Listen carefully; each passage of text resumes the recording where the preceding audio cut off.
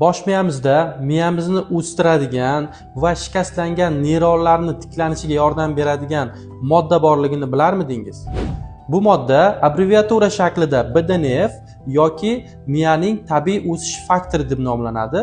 Bu faktor bosh miya jarohatlanganda neyronlarning qayta tiklanishi, neyronlarning neyroplastikligi, ularning o'rtasida neyron aloqalarning paydo bo'lishida juda ham ahamiyatga ega hisoblanadi.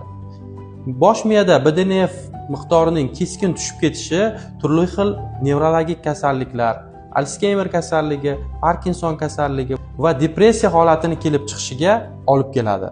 Lekin miyamizdagi BDNFni ko'tarish juda ham oson. Buning uchun har kuni yarim soat jismoniy mashqlar, kontrast dush qabul qilish va yetarlicha 6-8 soat uyqu va stress darajasini kamaytirish bosh miyamizdagi BDNF miqdorini yuqoriga ko'taradi va turli xil og'ir nevrologik kasalliklarni oldini olishga va kayfiyatimizni ko'tarilishiga yordam beradi.